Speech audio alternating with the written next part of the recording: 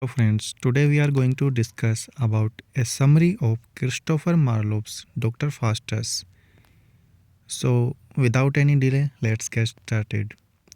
The legend of Faust became a frequently related myth from the times of medieval period itself in Europe, and the tragic story of Faust has spread across continents since then. There are a lot of contributors who made this feat possible, and one of the earliest references to the story is believed to be the description of Simon Magus, the magician in the Bible's New Testament. Christopher Marlowe's Johann Wolfgang von Goethe, Thomas Mann, etc. fueled the thought of practitioner of magical arts who goes by the name of Dr. Faust. However, it was Christopher Marlowe's version of Dr. Faustus that gained a huge impetus for it being written in a blank verse, and the style so complex yet understandable seems as if it is actually reflecting the thoughts of the legendary magician himself. Prologue by chorus. The chorus enters with clearly stating their intent of appearing on a stage. They do not want to sing of the battles of Roman gods, nor do they want to praise the great heroes of the past. Instead, it is of the mighty Faustus they want to talk about and introduce a bit about the man. Faustus was born in Rhodes, Germany, to humble parents and left to Wittenberg, where his relatives took care of him. He had great curiosity for knowledge and mastered many fields of knowledge and was awarded with Doctor of Divinity for his theological debates and comprehension of the divine material. After all the praise on Dr. Faustus, the chorus sobs on the fact that he was observed by pride and went on to the darker realms of knowledge which were forbidden. He took necromancy or the art of summoning spirits as his subject, which led to his demise. As the first scene is revealed, the chorus gives a clear notion of the man who is seen in his study room. Act first, scene first. Reading room in the house. Faustus, alone in his reading room, disputes with himself as to which field of knowledge the wants to pursue in the future. He thinks of logic, but then again stops as he reads about the ultimate achievement of logic is to speak well in debates of all kinds. He understands that he doesn't need logic as he is well versed in the art of logical debates. Dr. Faustus goes on with different fields considering medical science, divinity, law, and at the end turns to the art of magic. His urge to become a god amongst men becomes forth with learning the powerful art, hence decide to practice magic. He asks his servant Wagner to call his friends Cornelius and Veldus so that he can take advice in the matter. As Wagner exits, good angel and evil angel enter, the former to ensure that Dr. Foster doesn't end his life in damnation, while the latter tries to influence him in pursuing the evil book of magic. He becomes obsessed with the idea of getting unlimited power while on earth, which would immortalize his name after that. Meanwhile, his friends visit and are delighted to know about the interest of Faustus and give plenty of reading suggestions. Well, Cornelius and Faustus decide to have a dinner and start with conjuring that night. Act first, scene 2. Before the house of Dr. Faustus. Two scholars are looking for the whereabouts of their teacher Faustus, and from their dialogues, it is apparent that Faustus has not been teaching for quite some time. Wagner has share of fun with the scholars when they inquire about his Wagner master. They eventually find out that Faustus is involved in studying necromancy and is now involved with the necromancers Veldus and Cornelius. The first scholar believes that Faustus is doomed, whereas the other hopes that there is still hope, and they decide to inform of the horrible matter to the rector. Act first, Scene 3, Grove. Faustus has determined to offer his soul to the devil and draws a blasphemous circle so to prove his willingness to join the dark side. He begins the incantations, and after the invocation of the devil is complete, Mephistopheles, the servant of Lucifer, appears. However, he finds Mephistopheles too impulsive and asks the dark angel to disperse and come back with a neat form. The devil returns in the form of a friar and asks Dr. Faustus of the purpose of incantation. However, the curious doctor asks a lot of questions and asks Mephistopheles to serve as his slave. The devil rejects the offer as it is Lucifer to whom the devil is obedient, and without his permission he cannot take such liberal decision serving others. Mephistopheles explain that all devils are eager to appear whenever there is a conjuring of the devil so that they can claim the soul of conjurer. Asta's curiosity makes him a willing individual to swear allegiance. Mephistopheles describes of the event that led to the downfall of Lucifer, and the others describes that being separated from God is hell. But Faustus doesn't take the words of the devil into consideration. Ask him to forward a message to Lucifer about the willingness to offer his Faustus' soul. In exchange of the soul, Dr. Faustus asked the obedience of Mephistopheles for 24 years and granting of limitless power. The devil exists, and Faustus wishes that if he had more souls like the numbers of the stars, he would give them for being the emperor of the world and being treated as a god amongst mortals. Act first, Scene 4, Street. Christopher Marlowe, after revealing cosmic matters of necromancy, provides with a bit of comic relief with Wagner in this scene. The page of Dr. Faustus Wagner is seen to lure a clown into becoming his servant. Initially, he offers mutton, for which the clown refuses profoundly. He gives some money to the clown, but he tries to give them back. However, Wagner, who has learnt a few conjuring tricks himself, make Belial and Vulture, these are demons, appear. The clown, terrified at the sight of demons, accepts to serve Wagner. He further asks his new master to teach him magic. Wagner promises the clone to teach the art of changing oneself into animal. However, if there be any disobedience, Wagner wants the clone to conjure the demons against, which makes the clone to follow Wagner in silence. Act 2, Scene first, Faustus in reading room. Faustus thinks of repenting and rethinks of his decision. He feels that it is too late to repent. Moreover, he sees Lucifer as a trustworthy devil and decides to be resolute about his decision. As he becomes resolute to build altars for the devil, good angels and bad angels enter, trying to persuade Dr. Faustus to join their own side. However, the bad angel wins and leaves Faustus to think of wealth, honor, and position. He calls on Mephistopheles, who comes with the news that Lucifer has accepted the offer of Faustus. Thrilled to hear the news, Faustus cuts his arm to write a blood covenant, but his blood thickens and Mephistopheles goes to obtain fire. Faustus thinks that the thickening of the blood is some sort of warning to get him away from all the misdeeds.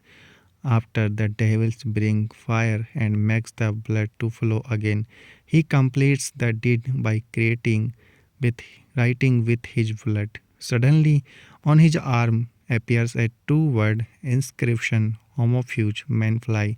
Faustus has misgivings, but he knows there is no turning back now. Mephistopheles, in order to distract His new master arranges a dance of the spirits who offer great gifts to Faustus. He becomes happy again and turns over the agreement to Mephistopheles. After enjoying the presence of the spirit, Faustus asks Mephistopheles to bring a wife, but the devil returns with a spirit dressed as a woman and explains the downside of marriage. He falls for the false interpretation of the devil and asks for books on spells, heavenly bodies, and flora, which Mephistopheles is quite happy to bring him. Act 2, Scene 2, near an inn. The name of the clone is revealed as Robin, and he steals one of the magic books owned by Dr. Faustus. The clone, though is in possession of the book, cannot read but boasts of doing magic. He gets into venture with a servant named Dick, and later on they decide to head to Traven. Act 2, Scene 3, Home of Faustus. Faustus' misgiving increase. He curses Mephistopheles for pursuing him to write the agreement. However, Mephistopheles reiterates that it was Faustus who wanted to exchange his soul. Faustus decides to repent when the good angel enters and encourages him, but the bad angel intervenes and titles the interest of Faustus toward hell again. He turns to Mephistopheles to discuss of the constellations, heavens, and planets. The devil gives out what all he could, but denies to reveal about the creator of the world, for which Faustus gets frustrated. He thinks of salvation again, but this time Mephistopheles comes with Lucifer and Beelzebub. They offer all kind of offering to Dr. Faustus, and Beelzebub summons 3. The 7 deadly sins to appease the man. Faustus expresses his desire to see hell, and Lucifer shows willingness to take him to hell that midnight. Before their departure, Beelzebub gives Faustus a book that contains secret knowledge on how to transform oneself into any shape, and the doctor is very pleased. Act 3, Chorus. The chorus sings of the great deeds achieved by Dr. Faustus with the power he got from the exchange. It's mentioned that Faustus has visited Mount Olympus, flew with dragons riding the chariot, and even dealt with the cosmography. Now he belongs to visit Rome and involves himself in the feast of Saint Peter's Day. Act 3, Scene 1, Rome. After reaching Rome, Faustus and Mephistopheles wait for the arrival of Pope at his chamber. The devil narrates of the wonders of the Rome, and Dr. Faustus expresses his wish to tour them.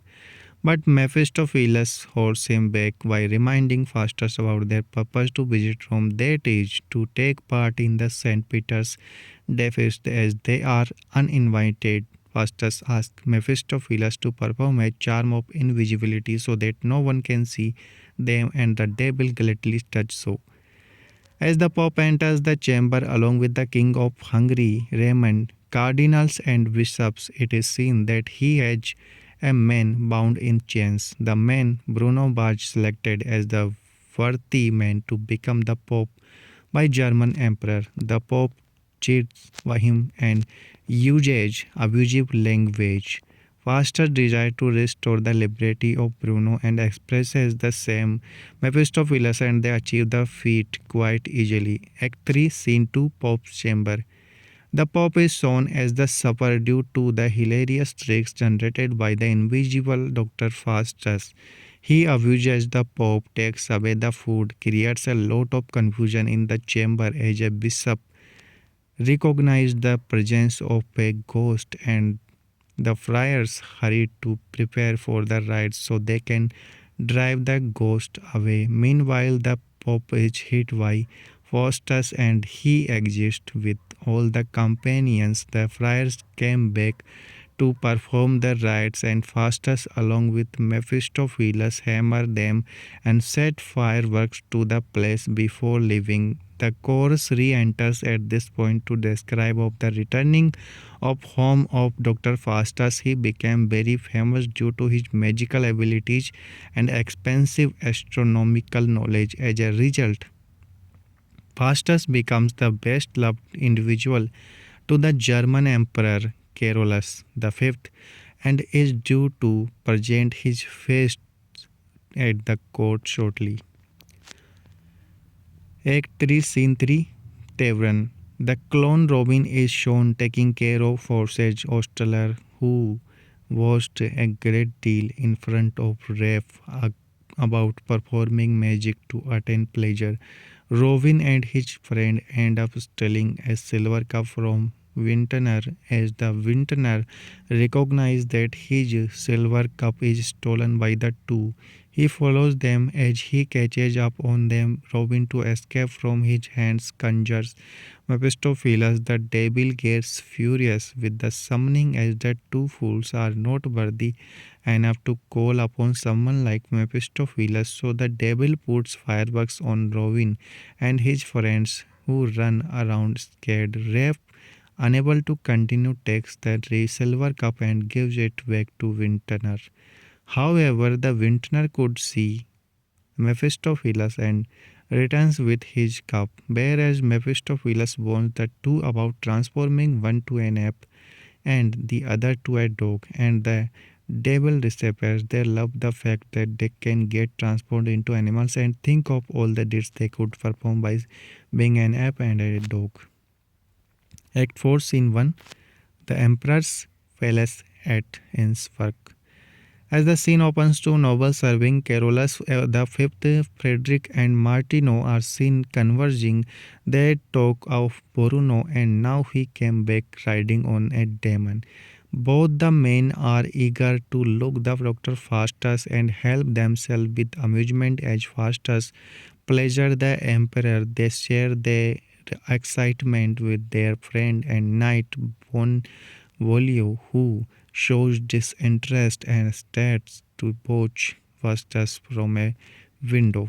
Act 4, Scene 2, The Emperor's Palace at Innsbruck.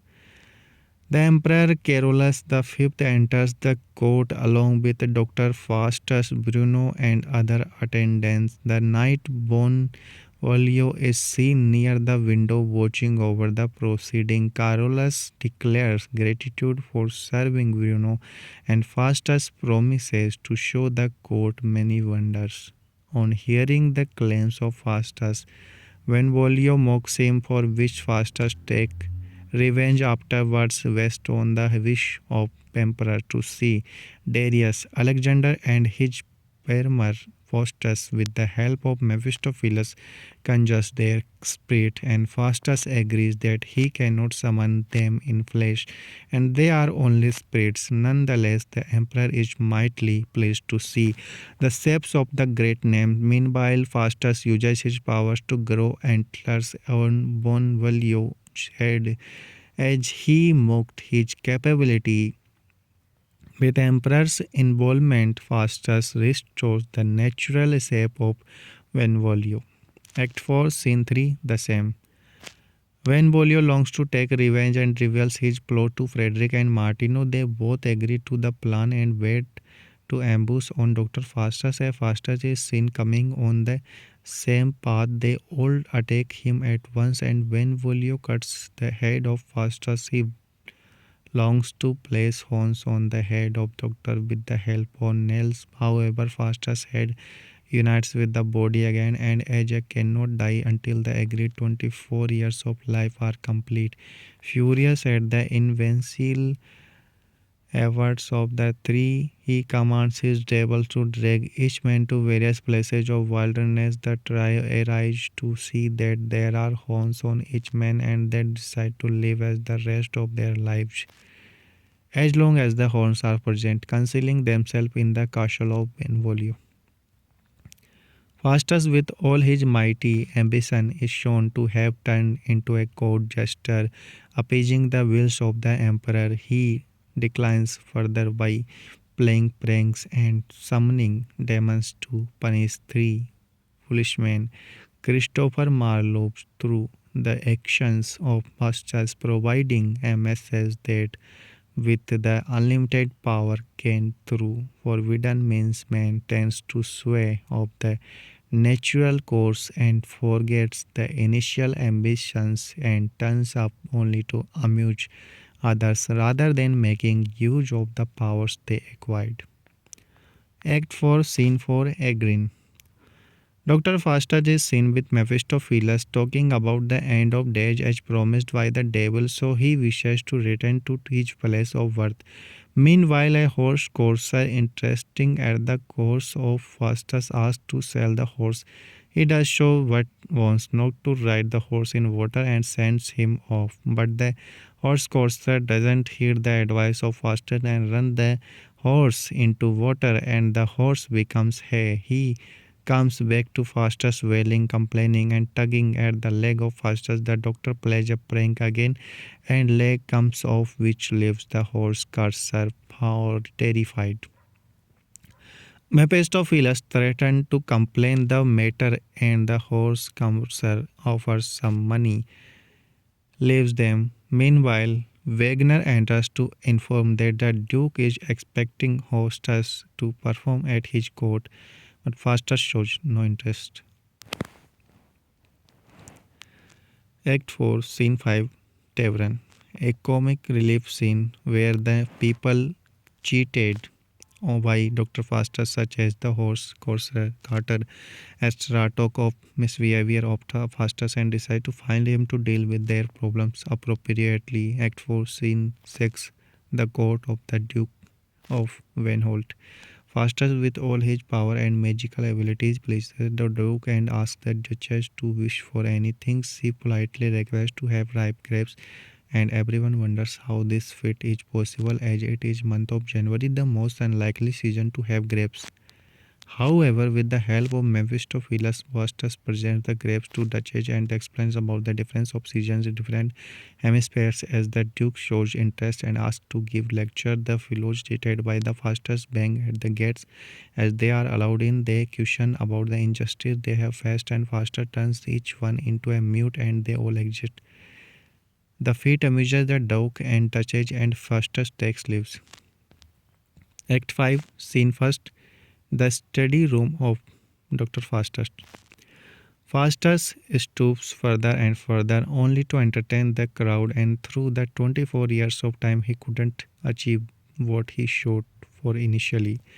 With great lightning and thunder, Mephistopheles and other devils are seen on the stage, with Mephistopheles showing the way to reach Dr. Faustus. Wagner expresses to the audience that the end is near for his master and he is ready for the final journey. So Faustus gives everything he has to Wagner by writing a will claiming that Wagner is the sole possessor of all his properties. During his final day, Faustus is seen dining and making merry with the three scholars. It is at this moment and at his last day of time he summons the Helen of Troy. As the scholars exit, an old man comes in the form of doctor. He asks the doctor to repent and states that God will always do well for those who think of him. However, the thoughts of Dr. Faustus fixed towards damnation and thinks it's too late. The old man exits and Faustus contemplates on the sins he has done. Mephistopheles warns Faustus to not vary with the pact or else he will tear the body of Doctor. Threatened by Mephistopheles, Faustus asks the devil to torment the old man who created a delusion of happiness in his mind. However, Mephistopheles clearly states that the old man is pure of heart and soul and such individual cannot be harmed by devils. Unable to get his first request, Dr. Faustus asks to summon Helen of Troy so that he can forget all that has happened and live in bliss for the remainder of his time. Mephistopheles is happy to conjure the spirit of Helen of Troy, and Faustus is seen to be amused and filled with pleasure of sight of her. Act 5, Scene 2, The Study Room of Dr. Faustus. Lucifer, Mephistopheles, and Beelzebub seem to be waiting for the clock to strike midnight so that they can have the most valuable soul of Dr. Faustus. Faustus and Wagner talk of will written, and Wagner expresses his joy and gratitude towards his master. Meanwhile, the three scholars enter the pact with the devil is revealed. The first scholar is confused as to why this was not revealed earlier. Faustus explains that the devils would have tormented him physically. The third scholar doesn't want to leave Faustus, but as it too dangerous, the rest of to convince him to not to stay. They tell Faustus that they will in the next room praying for his welfare. Mephistopheles is blamed by Faustus by luring him into damnation, and the devil loves the fact that he could offer Lucifer such a soul edge of Faustus to the devil. Fools that laugh on earth must weep in hell. Mephistopheles. A final effort is made by the good angel by lamenting of the fact that Faustus can never have the gates of heaven open to him. She bids Faustus goodbye as there is no place in hell for virtues and Faustus is doomed to hell. The evil angel terrifies Faustus by opening the gates of hell. As the clock strikes 11, Dr. Faustus has only an hour of life left and he starts to show signs of remorse. He thinks of God and how even a half drop of Christ's blood is enough to save his soul. He envisions God being angry with him and he is rushed with a lot of horrible aspect which wouldn't stop from terrifying his mind. He is angry with his parents, angry with himself and Lucifer. Also, what he is helpless as Saul, lost in the wilderness. He swam so deep into darkness that he cannot come back to the light again. The time comes and with the great lightning, the thunder, the devils enter Dr. Faustus' place to dissolve his soul in air or water so that there is no chance for the devils to torment him. However, in the late hour, there is no help for Faustus and he is dragged away by the devils to eternal damnation. Act 5, Scene 3, the study room of Dr. Faustus. The three scholars disturb the devilish noise in the room where Faustus were left alone come to see what has happened. Their prayers go in vain and they find the body of Dr. Faustus torn from limb to limb in many passages. Epilogue by chorus. The chorus lament that a great potential like that of Dr. Faustus was cut short due to his longing for unlawful knowledge. A man who was acclaimed to be an equal to Apollo himself brought himself down to a mere conjurer who, with ill knowledge, couldn't become wise and brought his own destruction. The chorus emphasizes that the tragic end of Dr. Faustus should be a lesson to anyone who dwell in understanding the forbidden fruits of knowledge. I hope you like this summary of novel Dr. Faustus. If you want this PDF of this summary, you will get on our Telegram channel, the Telegram link in the description. I want your support. Like, share and subscribe the channel. Till then, see you in the next video.